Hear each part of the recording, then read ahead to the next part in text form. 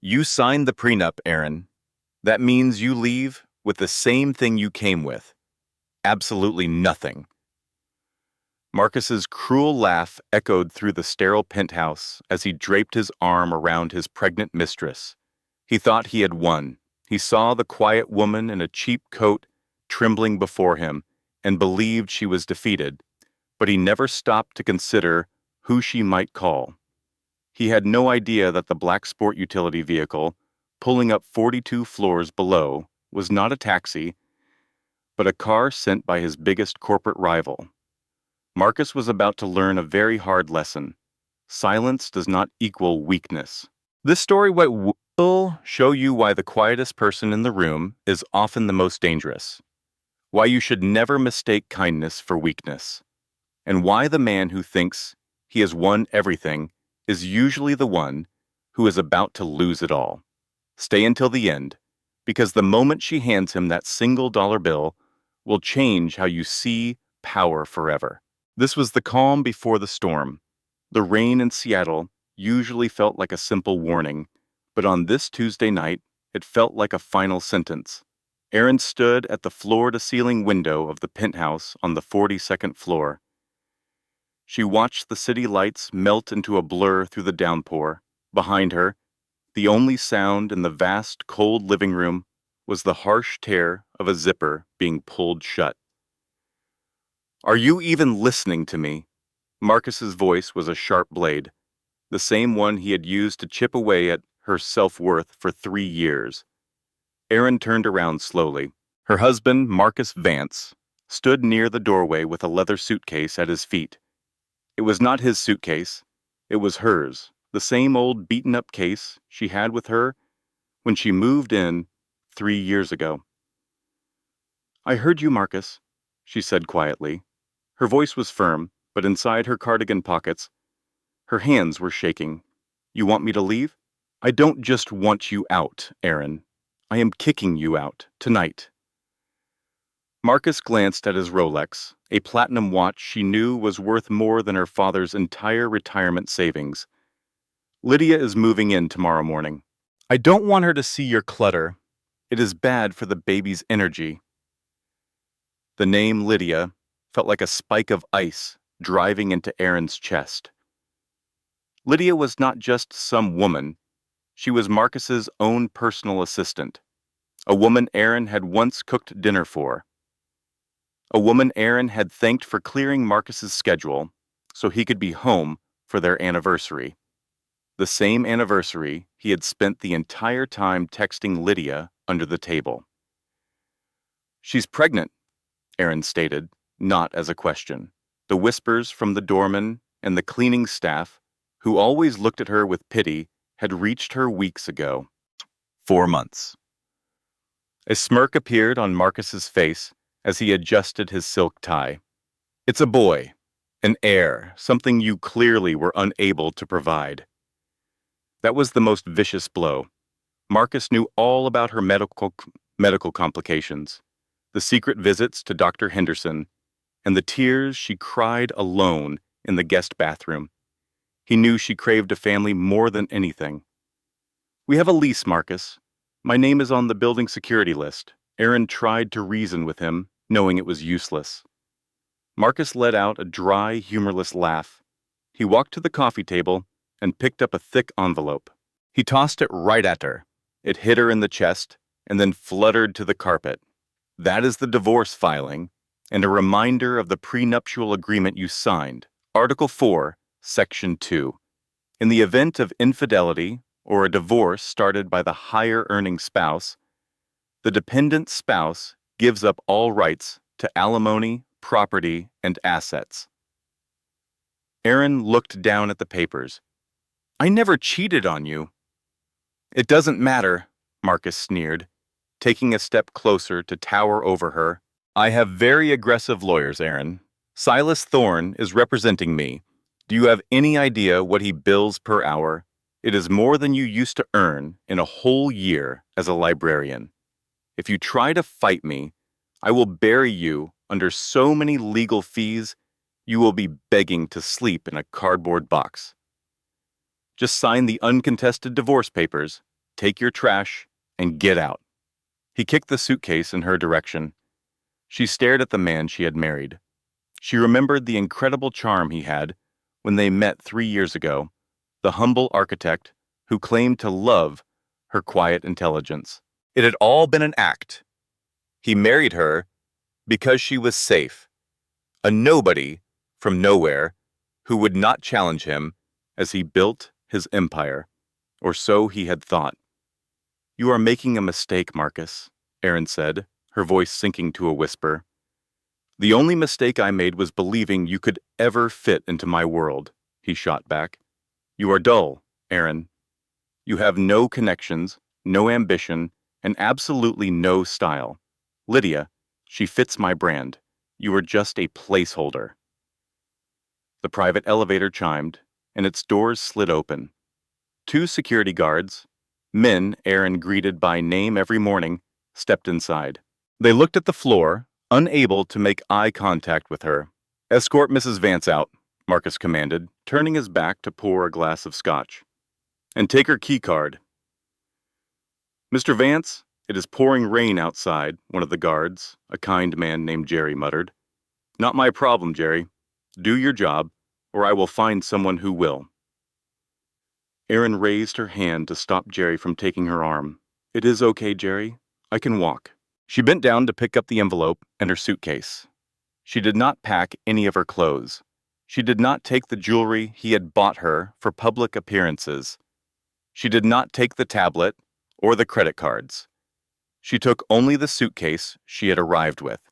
When she reached the elevator, she stopped and looked back at Marcus. He was sipping his drink, admiring his own reflection in the dark window. "Marcus," she said. He did not turn. "Goodbye, Erin. I hope you remember this moment," she said, her voice chillingly calm. "I hope you remember exactly how it felt to be this powerful." The elevator doors slid closed, sealing her off from the life she had tried so hard to build. The trip down took 40 seconds. The moment Erin stepped out of the lobby of the Obsidian Tower, the cold wind hit her face. The rain was coming down in a torrent. She had no umbrella. She dragged her suitcase across the wet pavement of 4th Avenue. She had only $63 in her pocket. Her personal bank account had been emptied. Marcus had joint access and had no doubt frozen it as a tactic to prevent her from hiring a lawyer. She walked for 2 blocks, her sneakers soaking wet, before finding shelter under the awning of a closed coffee shop. She shivered, pulling her coat tighter. People rushed by, ignoring her. To them, she was just another sad sight in the city at night. But Erin was not crying. She reached into the lining of her suitcase and tore a small seam she had sewn there years ago. Her fingers found a small, hard piece of plastic. It was a burner phone and a tiny notebook that had a single number written on its first page. She had promised herself she would never make this call. She had left that life behind 10 years ago to have a normal, humble existence, away from the spotlight, away from the pressure, and away from him. She had wanted to be loved for herself, not for the name she was born with. Marcus had loved Erin the librarian, but he had just destroyed her. Now, he was about to meet Erin Vanderquilt. She switched on the old phone. The battery was almost dead. Her fingers, numb from the cold, dialed the number. It rang once, then twice. "This is a private line," a deep, sharp voice answered. "Identify yourself." Erin took a breath, smelling the mickin of rain and car exhaust in the air. "It is me, Julian," she whispered. There was a profound silence on the other end, so long she thought the connection was lost. Then she heard a chair scraping backward, quick movement, and a sense of urgency. "Elle?" The voice cracked, losing its corporate steel tone. "Erin, is that you? My God, we have been looking for you. Where are you?" "I am in Seattle," she said, her own voice finally breaking as the adrenaline faded. "I made a mistake, Julian. You were right. You were right, sir, about everything. Are you safe? The voice was now demanding, the tone of a man used to leading armies, or in his case, a global company. No, she admitted, watching a homeless man who was eyeing her suitcase from a few yards away. I am on the street. He kicked me out. He left me with nothing. Who? The word was a low growl. My husband, Marcus Vance. Vance. Julian repeated the name as if it were poison. The architect, the one who puts up those cheap high-rises downtown.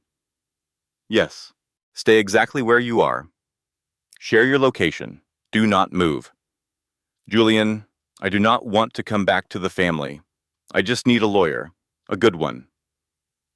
You do not need a lawyer, Elle, Julian said, and she could hear a car door slam in the background on his end, followed by the sound of a private jet engine starting up nearby. You need a war counsel, and you are getting one. He says I signed a prenup. He says I get nothing. Julian laughed. It was a dark, terrifying sound that made Marcus's earlier laugh seem like a child's giggle. He thinks he is playing checkers, Elle. He has no idea he just flipped the board on a grandmaster. I am coming to get you, and God have mercy on Mr. Vance, because I certainly will not. Erin ended the call. She slid down the brick wall of the coffee shop, sitting on her suitcase. She watched the rain fall, as if it were washing away the last 3 years of her life. Marcus Vance had wanted a trophy wife. He had thrown away a librarian. But he had just declared war on the sole heir of the Vanderquilt tech empire, and her brother, the most ruthless chief executive officer on the East Coast, was already in the air. The rain had become a solid sheet of gray when headlights cut through the darkness. It was not just one car. It was 3 sleek, black Cadillac Escalades with tinted windows, moving in a tight, predatory group that forced the few taxis on the road to get out of the way. They screeched to a stop in front of the coffee shop. The door of the lead car flew open before the wheels had completely stopped rolling. A man stepped out. He did not run, despite the downpour. He moved with a terrifying sense of purpose. He was tall, dressed in a custom-made charcoal suit that likely cost more than the coffee shop's yearly profits. He ignored the puddles that were ruining his Italian leather shoes. Erin stood up, her legs shaking. Julian Vanderquilt, the chief executive officer of Vanderquilt Industries, and a man Forbes had called the Iceman, closed the distance in 3 long strides. In that moment, he did not look like a chief executive officer. He looked like a brother who was ready to burn the whole world down. He pulled her into a powerful embrace, burying his face in her drenched, tangled hair. I am here now, he whispered, his voice cracking with an emotion he rarely ever showed. I am here now. Elle, you are safe. He drew back, his hands firm on her shoulders as he searched her face. He saw the exhaustion in her puffy eyes, the sunken hollows of her cheeks, and the cheap, soaking, wet coat she wore. His jaw clenched so tightly that a muscle pulsed near his ear. Did he lay a hand on you? Julian asked, his voice a low and threatening rumble. No, Erin said, brushing rainwater from her skin. He just destroyed me, Julian. He threw me away like I was trash. Julian signaled to the burly men who had emerged from the other cars. They were his personal security team. Retrieve her luggage. She will ride in the middle car with me. Contact the pilot and inform him our plans have changed for tonight. Reserve the entire penthouse floor at the Fairmont Olympic. Then, get Dr. Orris on the line. I want him to examine her. Yes, Mr. Vanderquilt. The security chief gave a short nod and picked up Erin's worn-out suitcase with more care than Marcus had ever given her. Once inside the quiet warmth of the sport utility vehicle, enveloped by the scent of heated leather and the gentle purr of the engine, Erin finally let herself collapse. She sobbed for the 3 years she had lived a lie. She sobbed for the child she could never have and for the husband who made her feel it was her fault. She sobbed for being such a fool, for believing she could run from her family's legacy and find a man who loved her for herself, not for her inheritance. Julian remained beside her, quietly holding her hand and allowing her to cry it all out. He did not offer any empty words of comfort. He just gave her a silk handkerchief and waited patiently. By the time her tears began to slow, the vehicle was gliding effortlessly through the streets of Seattle. Erin gazed out the window, her voice just a whisper. "I told you this would happen. A decade ago, I said that all I wanted was to be a normal person." She continued, "I became Erin Vance, and before that, I was Erin Hart. My only wish was for a life where people did not see me as a walking bank account." Julian's voice was gentle as he replied, "And I honored that wish. I made sure the family stayed away. I arranged for you to have that apartment. I let you take that job at the library. I even had our security detail stand down so you would not feel like you were being watched." He paused, and his hand tightened around hers. "But my team never stopped running the background checks. I knew all about the affair, Erin." Her head snapped toward him in shock. "You have known for 2 months," he confirmed. "I possess a file on Lydia Cross that is 3 inches thick. I was waiting for you to discover it on your own. I could not step in without violating our agreement. But when I received a security alert that your other phone was turned back on, I knew it was all over." Julian reached into the seat pocket before him and retrieved a small tablet. He touched the screen once and passed it over to her. It displayed a live feed from the stock exchange, zeroed in on the real estate and construction industries. "Marcus fancies himself a major player in Seattle," Julian stated, his voice regaining its familiar, cold business tone. "He just secured the building contract for the new city stadium, did he not? That is what made him feel brave enough to cast you aside today. He believes he is invincible now." Erin nodded slowly. "He called it his golden ticket." "It is not a ticket. It is a rope for his own neck," Julian corrected. "He put up everything he owns as collateral to win that contract. He has no available cash. He is completely dependent on loans, which came mostly from Seattle First Bank." Erin stared at him, her tired expression filled with confusion. "How could you possibly know all of that?" Julian allowed a small, merciless smile to form. "Because, my dear little sister, Vanderquilt Industries finalized the acquisition of Seattle First Bank late this afternoon. The deal was completed just 10 minutes before I came to get you." Erin's breath caught in her throat. "You bought his bank?" "I bought his financial obligations," Julian clarified. "I hold the note on his house. I hold the notes on his business loans. I hold the credit card accounts he uses to shower his mistress with jewelry. In effect, as of a few hours ago, I own him." The car glided to a stop in front of the hotel. Doormen hurried to welcome them. "So," Julian said as he helped her from the car, "we are left with two choices. Option A is that I begin foreclosure proceedings tomorrow morning, destroy his credit rating, and have him bankrupt before lunchtime. It is quick. It is clean." Erin stood on the sidewalk, now shielded from the rain by an umbrella, held by a security guard. She pictured Marcus and his condescending laugh.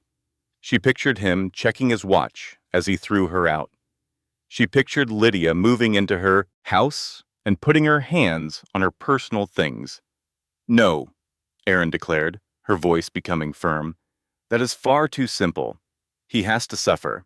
He needs to be in a courtroom, believing he is about to win, just so we can see the hope drain from his face." A wide grin spread across Julian's face. For the first time all night, he looked genuinely pleased. "Option B it is then, the slow and painful method. First, Let us get you a hot shower and something to eat. Tomorrow, we will do some shopping. If you are preparing for a war, Aaron, you must dress like a Vanderquilt. 3 days later, Marcus Vance was standing in the middle of his living room, holding a glass, of champagne. The rain had finally ceased, and the Seattle skyline sparkled. "Honey, do you like this gray couch?" Lydia's voice called out. She was already in the process of redecorating. Aaron's comfortable vintage armchairs had vanished, replaced with angular, modern Italian pieces that looked both expensive and unpleasant. "Whatever you want, Lyd," Marcus answered, walking over to kiss her on the forehead. "You are the woman of the house now. I just want to get rid of any of her negative energy." Lydia pouted, her hand resting on her small baby bump. "Has she signed the divorce papers yet?" "She will, Wadit," Marcus said with a sneer. "She is broke. She has no family, and she has nowhere else to turn. She is likely staying in a homeless shelter. She will sign them just to get the $5,000 relocation payment I so generously offered her." Just then the intercom buzzed. "Mr. Vance," the concierge's voice announced, "you have been served legal documents." Marcus frowned. "Send them up." A few moments later, a courier handed him a thick envelope. Marcus tore it open, fully expecting to see the signed, simple divorce forms. Instead, he saw large, bold letters across the top of the first page. Notice of contested divorce and countersuit seeking extensive damages.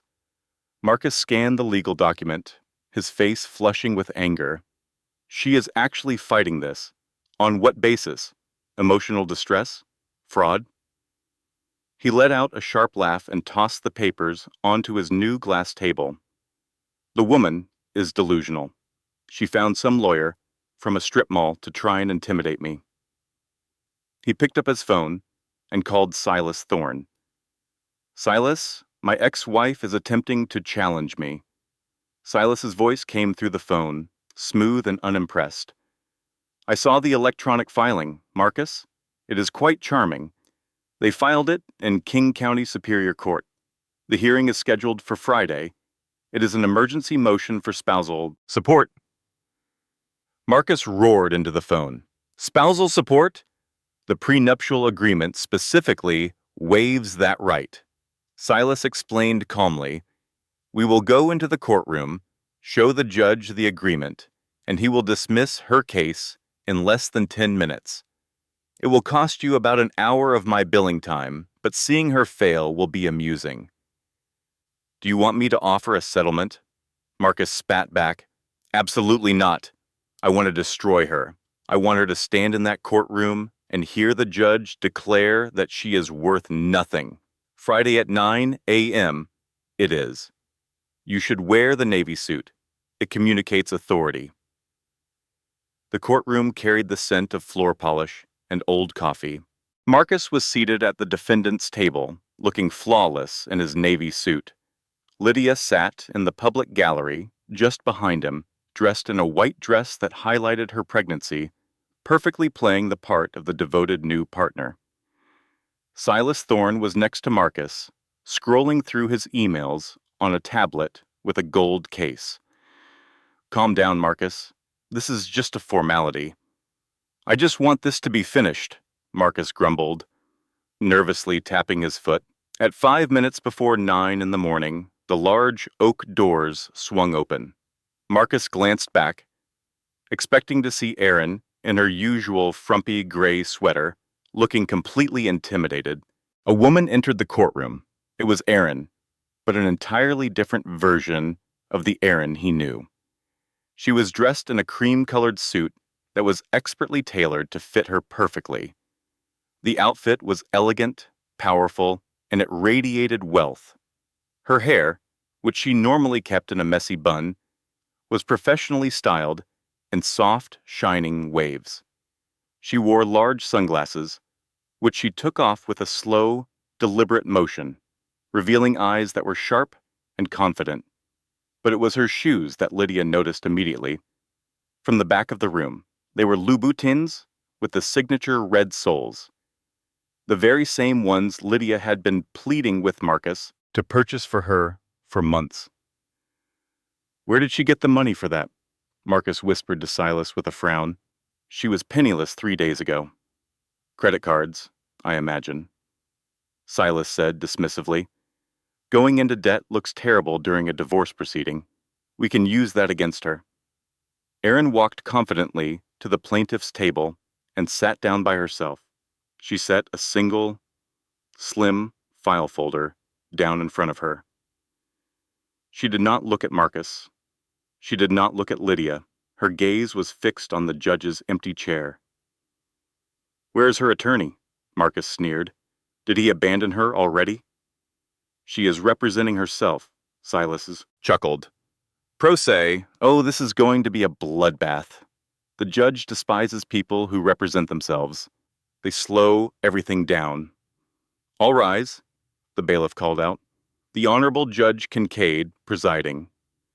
Judge Kincaid, a stern woman known for having no patience for foolishness, sat down at the bench. She rustled through her papers. Case number 4921, Vance versus Vance. Let the record show the parties are present. Silas Thorne for the respondent, Marcus Vance. Silas rose to his feet, buttoning his suit jacket with an air of easy confidence. Ready to proceed, Your Honor. We have a motion to dismiss the case based on an executed prenuptial agreement. And for the plaintiff, the judge said, looking over at Erin. Mrs. Vance, are you planning to represent yourself in this matter? Erin stood. Her voice was strong and clear, easily carrying to the back of the courtroom. No, Your Honor. My legal counsel is just now arriving. He was delayed going through the security checkpoint. Court begins at 9 o'clock sharp, Mrs. Vance, the judge snapped. If he is not present, the large double doors at the rear of the courtroom were thrown open with a loud bang. A sudden silence fell over the room. Striding down the main aisle was a group of 5 lawyers dressed in identical black suits. They moved with a military precision, carrying briefcases that looked more like they held state secrets than legal documents. At their head was a man whose presence seemed to command all the attention in the room. He was tall and imposing, with a chiseled jawline. He was wearing a 3-piece suit that made Silas Thorne's expensive attire look like it had been bought off a clearance rack. Marcus felt an icy chill snake down his back. He knew that face. Everyone in the business world knew that face. It had been on the cover of Fortune magazine just last month. It was Julian Vanderquilt, the billionaire chief executive officer of the Vanderquilt conglomerate, one of America's most influential men. Marcus's brain simply shut down. Why was Julian Vanderquilt in this room? Had he bought the courthouse? Julian didn't even pause in the gallery. He walked directly through the swinging gate, went right past Marcus, treating him like an invisible piece of furniture, and stood beside Erin. He put a hand on her shoulder in a gesture of complete protection and authority. My name is Julian Vanderquilt, he stated, his deep and resonant voice filling the courtroom without any need for a microphone. And I am representing the plaintiff, Erin Vanderquilt. A stunned silence swept across the room. The stenographer's fingers froze mid-type. Even Judge Kincaid glanced over her glasses, her eyebrows raised in surprise. Vanderquilt, Marcus whispered, as all the color vanished from his face. He looked over at Silas. Why did he use the name Vanderquilt? Silas Thorne was no longer checking his phone. He was staring at Julian with the expression of someone who just realized he brought a butter knife to a gunfight. His hands were literally shaking. Your Honor, Silas stammered as he got to his feet, his usual slick confidence completely gone. I was not informed that Mr. Vanderquilt is a licensed attorney in this jurisdiction. I am licensed to practice in New York, London, and Washington State, Julian replied coolly, without even looking in Silas's direction. He took a document from his briefcase and slid it over to the judge. My credentials, Your Honor, along with my notice of appearance. Julian then turned slowly to look directly at Marcus. His eyes were cold, empty, and utterly terrifying. "And for the benefit of the court," Julian added, speaking to everyone, but fixing his gaze on Marcus. "The plaintiff's name is not Vance. She has gone back to using her maiden name. I'm quite sure the respondent is familiar with it. Or maybe not." Julian offered a smile that was all teeth, like a shark. Perhaps he never took the time to find out who his wife truly was. Marcus sank back into his chair.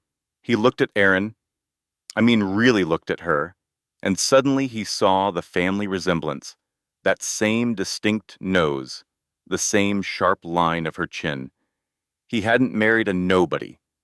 He had married the heiress to an empire he could only ever dream of, and he had just demanded she walk away with nothing. "I am ready to proceed, Your Honor," Julian announced. The silence in the courtroom was absolute. It was the kind of heavy quiet you normally find at a funeral or in the moments before a jury reads its verdict. Silas Thorne, a lawyer who billed at $800 an hour and took pride in his unflappable demeanor, was staring at his tablet as if it had just grown fangs and bitten him. He was frantically swiping at the screen, searching for any information on Aaron Vanderquilt. When the results appeared, his already pale face turned a ghostly shade of white. "Mr. Thorne," Judge Cade said, her patience clearly wearing thin, "are you prepared to address the motion to dismiss?" Silas swallowed nervously and loosened his tie. "Yes, Your Honor. We, uh, We contend that the prenuptial agreement signed by Mrs. Vance, Ms. Vanderquilt, relinquishes all rights to any marital assets. It is a standard, airtight document." Marcus leaned forward, whispering with fury, "Why do you look so terrified? It is just a name. She is still the same broke librarian."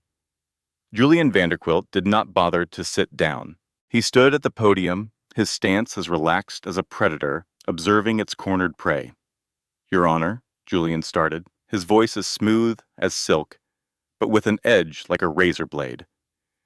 "Mr. Thorne calls the prenup standard. It is far from it.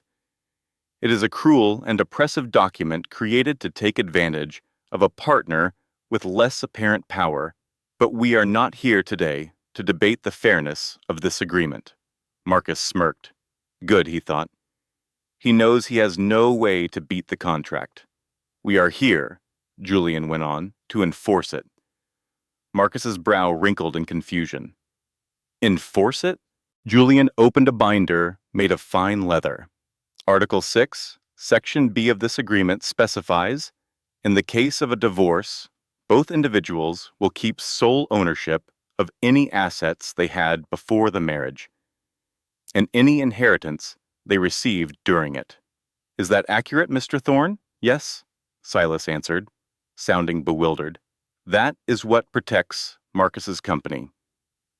"Is that so?" Julian smiled because that clause also protects Aaron's assets. "And since my client is the beneficiary of the Vanderquilt Trust, which was set up for her when she turned 18, her personal net worth at the time she signed this prenup was roughly, let's see here." Julian held up a single sheet of paper, pretending to read it closely. $450 million. A collective gasp echoed through the courtroom. A journalist in the back row began typing furiously on his device. Marcus felt all the blood rush from his face as he gripped the edge of the table. "That is a lie," he hissed. "She was a librarian. She bought her clothes from second-hand stores." Julian replied without even glancing at Marcus. "She lives a modest life, unlike some people. She does not need to advertise her wealth to feel secure in it." Julian turned to a new page. Now, this is the part that becomes truly problematic for Mr. Vance. The prenuptial agreement includes a clause requiring full disclosure of all financial assets. Both parties swore under oath that they had revealed all their assets and debts before signing. If either party was dishonest, the entire agreement can be voided by the wronged party. Marcus shot to his feet, shouting, "I disclosed everything I owned." Judge Conincade ordered sharply, "Sit down, Mr. Vance." Julian asked calmly, "Did you, really?" He then motioned to an associate, who gave a large bundle of documents to the bailiff for the judge and the defense team. 3 years ago, Mr. Vance, you stated that your company, Vance Architecture, was financially sound. You also claimed personal ownership of the penthouse in the Obsidian Tower. However, these bank records, which we subpoenaed this morning, reveal a different story. The penthouse was held by a shell corporation in the Cayman Islands. That corporation was technically bankrupt at the time because of a failed hotel development in Miami, a project you neglected to include on your disclosure forms. Silas Thorne frantically flipped through the new documents, and sweat began to form on his brow. "Objection! This is not relevant." Julian's voice grew hard. "The relevance, Your Honor, is that Mr. Vance committed fraud to persuade my client to sign that agreement. He needed her to think he was financially secure when he was not. In truth, he was already drowning in debt. But this said where the situation takes an unexpected turn." Julian leaned forward, his eyes fixed directly on Marcus. "Because Mr. Vance committed fraud, we have the right to void the prenuptial agreement. But we are not going to do that. Instead, we are choosing to enforce the penalty clause. Article 9.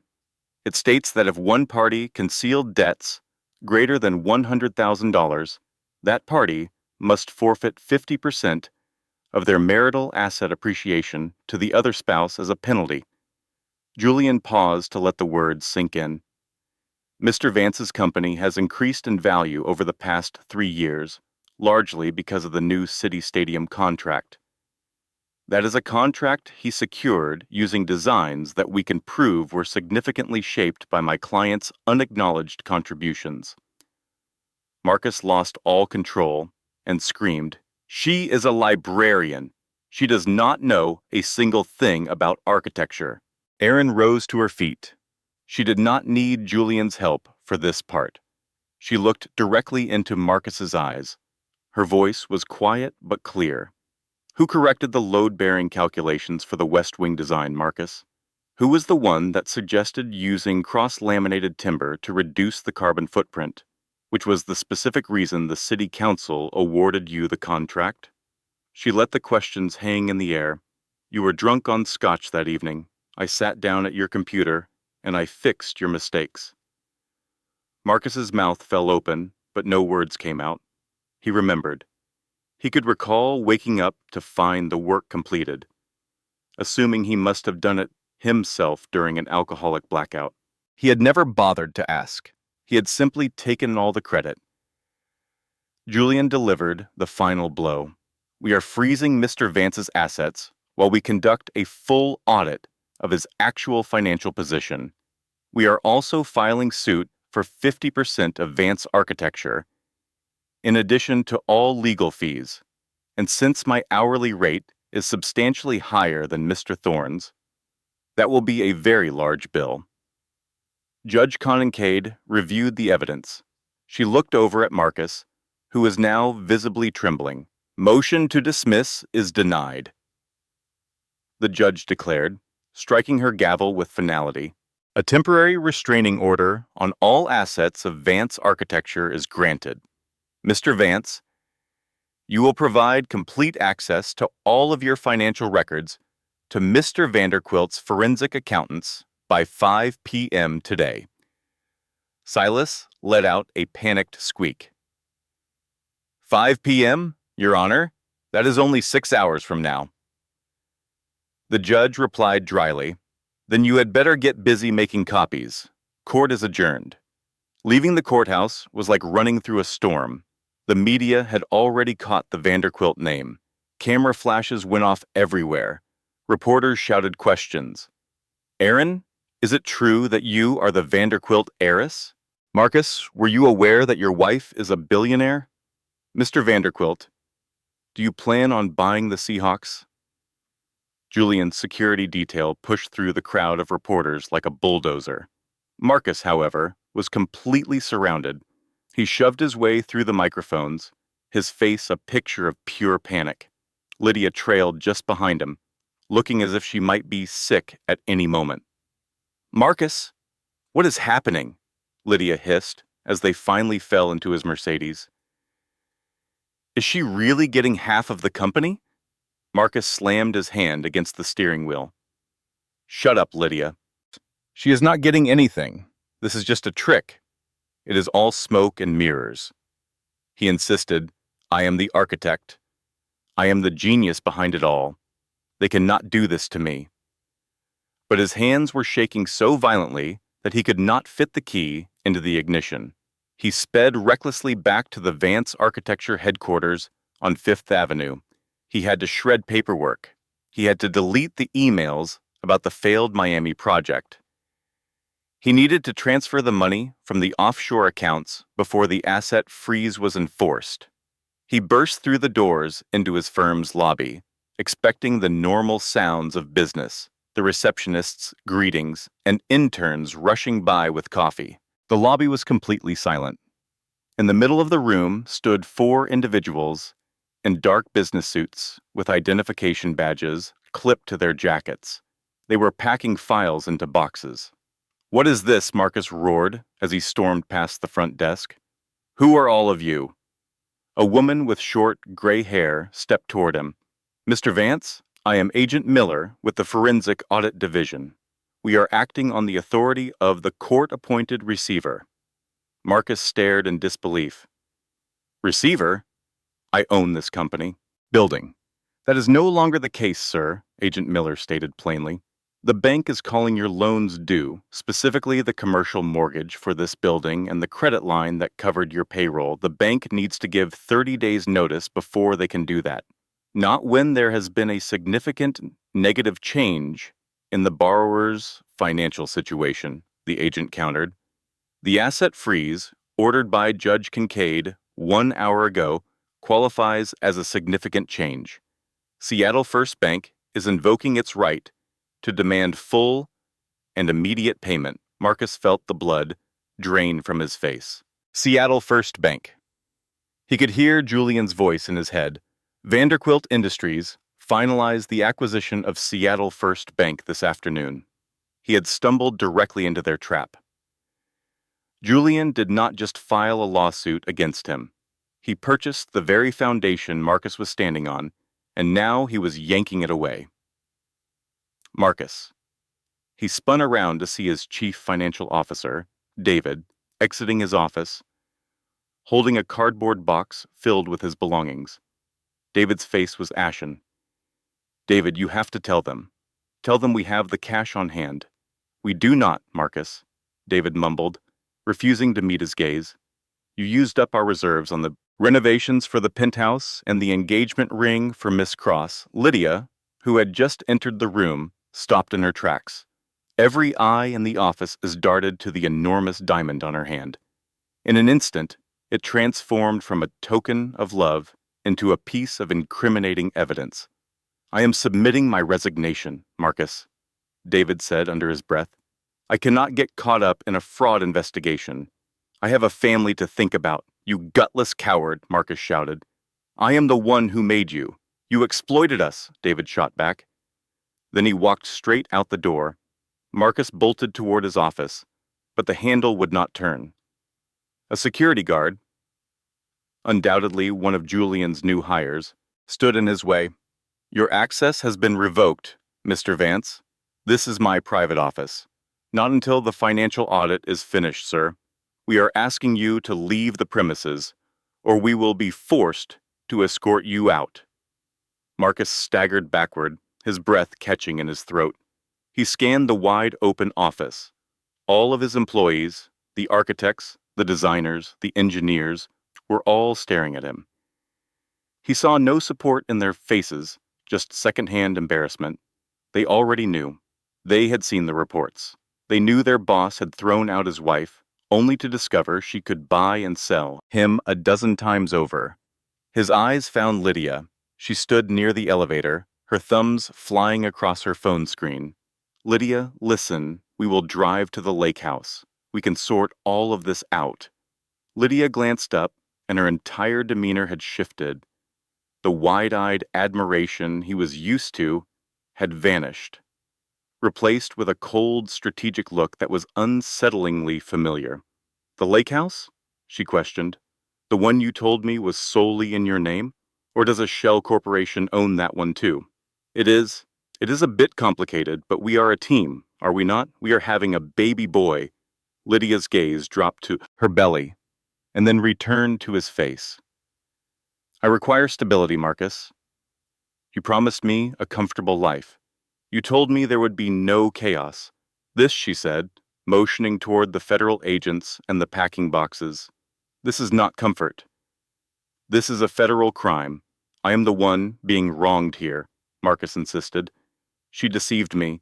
She acted like she had nothing. And you acted like you were wealthy, Lydia replied without emotion. The elevator chimed as it arrived. I am heading to my sister's place. Do not contact me until you have cleaned up this mess. Lydia, you are pregnant with my son and heir. She walked into the elevator car. What I am carrying is a risk. The door slid shut. Marcus was left standing by himself in the main hall of an empire he had constructed with deceit. The receptionist's phone began to ring. It was a journalist. A second line lit up, then a third. He spun toward the exit, stumbling through the doors and onto the sidewalk. He pulled out his phone to phone Silas, but the screen lit up with an alert. It was a new email from Vanderquilt Industries. The subject line read, Settlement Offer. With shaking hands, Marcus tapped the message open. Mr. Vance, we will agree to drop the fraud allegations and will not force your personal bankruptcy if you agree to the terms below. First, you will sign the uncontested divorce documents without delay. Second, you will issue a public statement acknowledging that the primary design for the city stadium was the creation of Aaron Vanderquilt. Third, you will step down as Chief Executive Officer of Vance Architecture and sign over your controlling shares to Aaron Vanderquilt for the price of $1. You have 60 minutes. Julian Vanderquilt. Marcus just stared at his phone. $1. His entire life's work was being valued at a single dollar. He tilted his head back, feeling the rain start to fall again. Marcus was sitting in a conference room at the law firm that used to represent him. Silas Thorne had removed himself from the case an hour earlier, claiming a conflict of interest as soon as Julian's legal team began sending threats of a malpractice suit. Marcus was completely on his own. The 1-hour deadline had passed. The door swung open. It was not a group of attorneys this time. It was only Aaron and Julian. Aaron strode to the far end of the table. She laid a single, crisp sheet of paper on the polished wood. Next to it, she set down a pen. Marcus raised his head. His eyes were red and swollen. His tie was pulled loose. His expensive suit was a wrinkled mess. He looked as if he had aged 10 years since sunrise. Aaron, his voice was a dry rasp. We can find a solution. Please, I know you loved me once. Aaron gazed at him with an expression he could not decipher. It was not hatred. It was not fury. It was pity. And that look wounded Marcus far more than shouting ever could. I love the man I believed you to be, Marcus, she said gently. I love the man who said he wanted to create things that would endure, but you do not create, you only take. I was desperate, Marcus begged, getting to his feet with unsteady hands. The entire market was in free fall. I had to have the stadium contract to keep us afloat. I did all of it for our future. Stop, Julian interjected, his voice sharp enough to cut glass. He had not moved from his spot by the door, like a silent guard. Do not insult her by lying. You did it for yourself. You did it so you could get a larger yacht and trade your wife in for a newer version. Marcus collapsed back into his chair. If I sign this, I will lose everything. My name will be ruined. I will never find work in this town again. Your name is already ruined, Aaron stated calmly. The news travels quickly, Marcus. Vance fraud is already a trending topic on Twitter. The American Institute of Architects has already suspended your license while they investigate. It is finished. She tapped her finger on the document. This is an act of mercy, Marcus. If you sign, Julian will call off his investigators. You will stay out of prison for bank fraud. You get to walk away, penniless, but a free man. Marcus looked down at the paper. Transfer of ownership. For consideration of $1. What about Lydia? Marcus whispered. Lydia's attorney called my office 20 minutes ago, Julian said, glancing at his watch. She is making an arrangement. She is offering information about your offshore bank accounts if you grant her immunity. She is gone for good, Marcus. The silence in the room became thick and unbearable. Marcus Vance, the man who dreamed of being a king, reached for the pen. His hand was shaking so badly that the ink bled onto the page as he scrawled his name. He slid the document across the table to Aaron. Aaron slipped a hand into her coat pocket. She took out a single wrinkled dollar bill. It was old and soft, from being passed through many hands. Here, she said, pushing it toward him. Marcus gaped at the bill. The face of George Washington seemed to stare right back. Take it, Aaron ordered. Marcus's hand reached out and closed around the bill. It felt like it was scorching his skin. Get out, Julian said flatly. Marcus pushed himself to his feet. He walked toward the door on heavy legs. He stopped with his hand on the doorknob, looking back at the woman he had so foolishly underestimated. What will you do with the firm? He asked, his voice empty. You are a librarian. You have no idea how to lead a company like this. Aaron smiled, a real, radiant smile he had not seen in a very long time. I am not going to lead it, Marcus. I am going to take it apart. And then I am going to build something worthwhile. Marcus stepped out of the room. The elevator was there, waiting. He got in, the doors shut, and he rode it down into oblivion. The alarm clock on the ground buzzed at 5:30 in the morning, a grating metallic sound that shook the cheap linoleum floor. Marcus Vance swung his legs off the mattress, his back screaming in protest. There was no bed frame, only a box spring lying on the floor of a studio apartment in Renton, a world away from the glittering skyscrapers of downtown Seattle. The room carried the smell of old instant coffee and the ever-present, damp, musty odor of the Pacific Northwest that always found a way inside the single-pane window. Marcus rubbed his unshaven face. He had not used a razor in 3 days. The blades were a luxury now, and when you earn a construction worker's wage, you learn to make do. He got dressed in the dim light, pulling on heavy work pants that were stiff, with plaster dust, a worn-out flannel shirt, and steel-toed boots that squeezed his feet. He did not slip into a fine Italian suit. He did not fasten a Rolex to his wrist. He felt his pockets for his keys, a bus pass, and a folded, crumpled dollar bill he kept tucked away in a hidden flap of his wallet. He drank his coffee black, leaning over the kitchen sink and looking at himself in the tarnished mirror. The swagger was gone from his expression, replaced with a deep, haunting look of exhaustion. It was Tuesday, but it was not just an ordinary Tuesday. Marcus had to take 2 separate buses to reach the city. He always sat at the very back with his cap pulled down, avoiding the gaze of the other riders lost in their phones.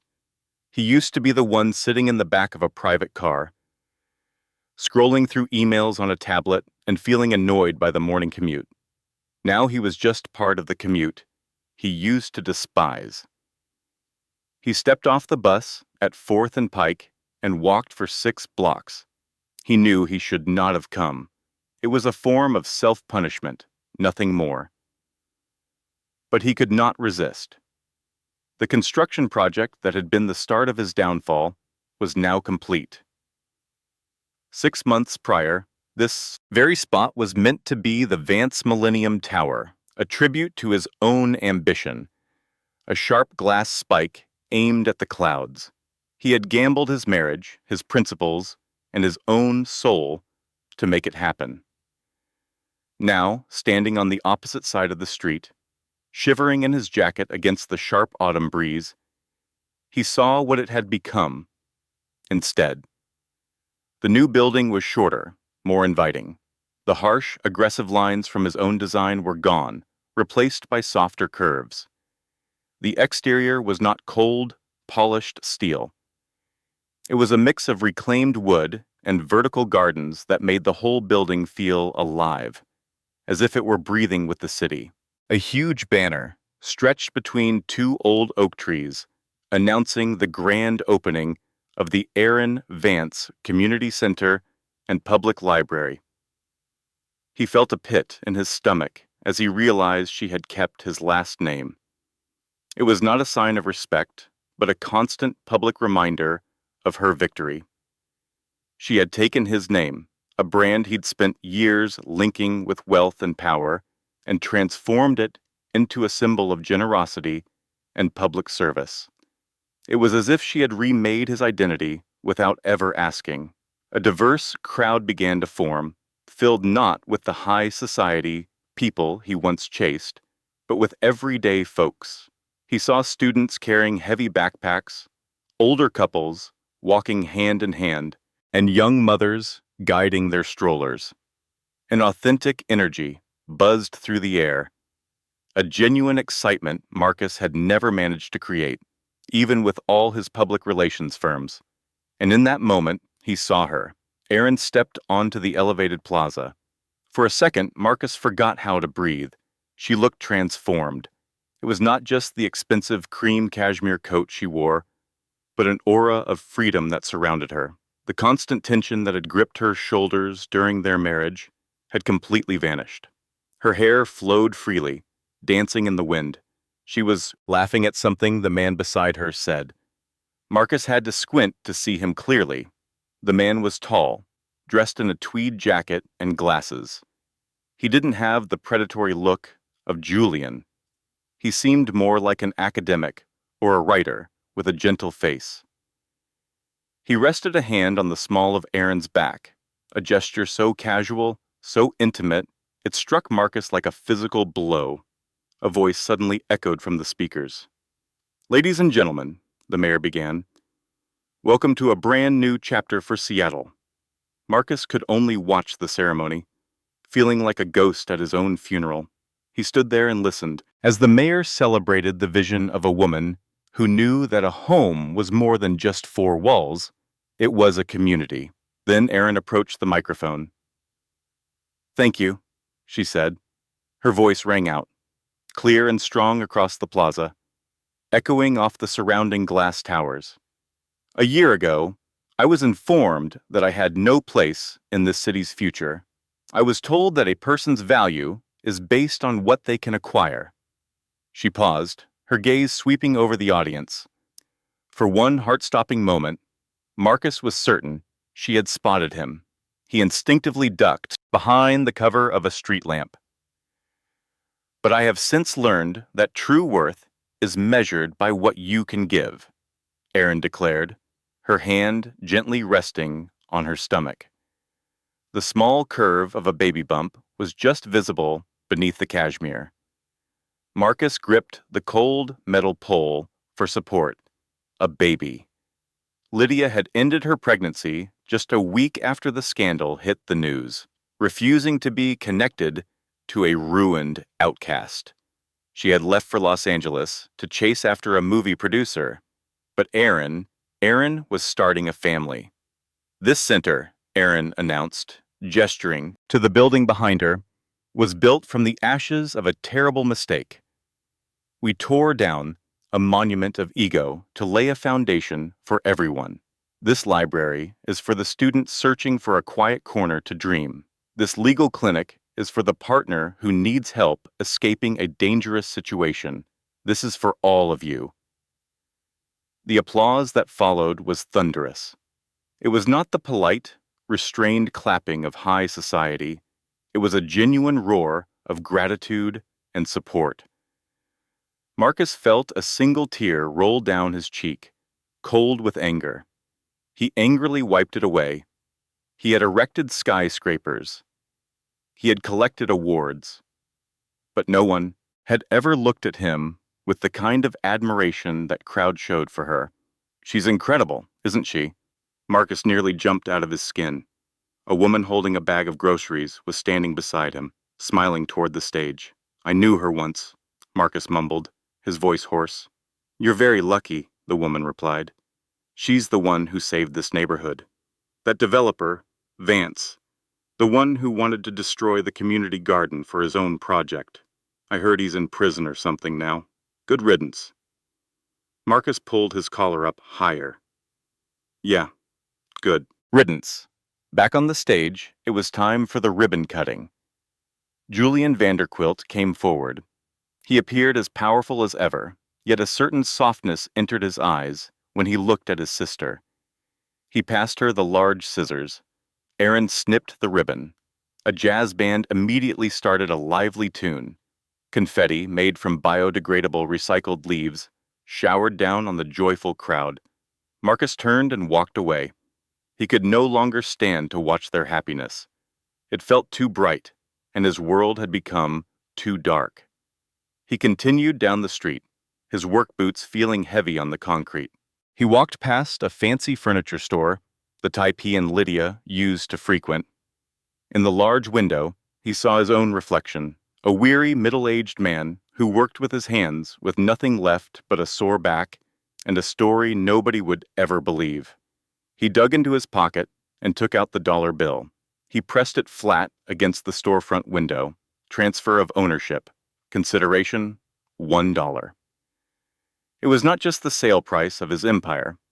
It was the price of his own arrogance. It was the exact value Aaron had assigned to his threats, his power, and his intimidation. He understood in that moment that he had lost far more than just his wealth. He had been completely erased. Aaron had not ruined him out of revenge. She had simply outgrown him. She had taken his bitterness and used it as fertilizer to cultivate something beautiful. "Spare change?" a homeless man asked from a crate on the corner, shaking a small paper cup. Marcus stared at the man. Then he looked at the dollar bill in his hand. It was the last dollar he had until his paycheck on Friday. He needed it to buy a sandwich, but holding it felt like holding a lead weight. It was a cursed reminder of his downfall. "Here," Marcus said, dropping the dollar into the man's cup. "Bless you, sir," the man said gratefully.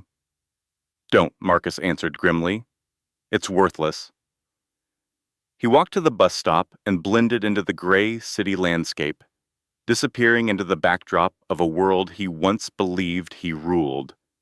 Meanwhile, back at the plaza, the crowd began to thin out, with many people entering the warm, bright lobby of the new center. Julian approached Aaron and offered her a bottle of water. "Are you okay?" he asked softly, his eyes carefully scanning the area. Security mentioned they saw a man who matched his description on the southeast corner, near 4th and Pike. Aaron took a drink of water.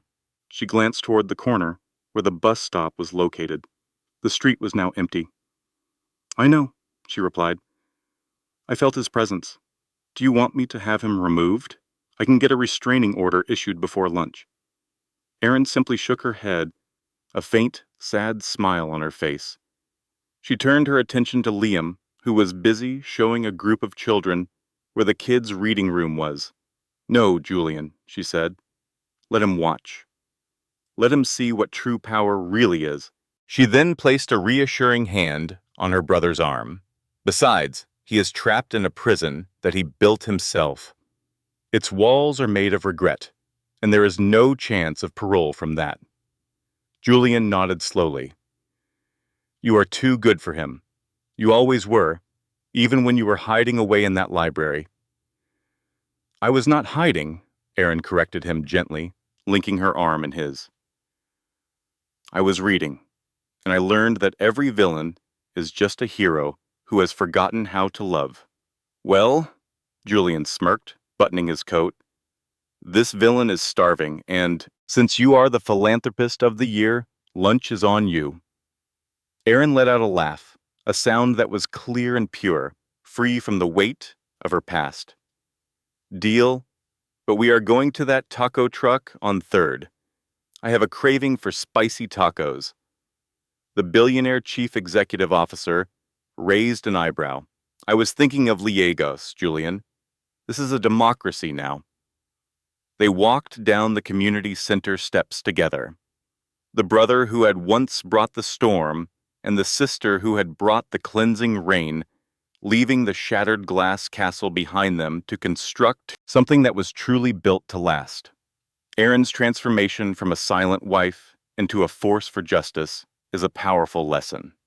Never assume that silence means weakness.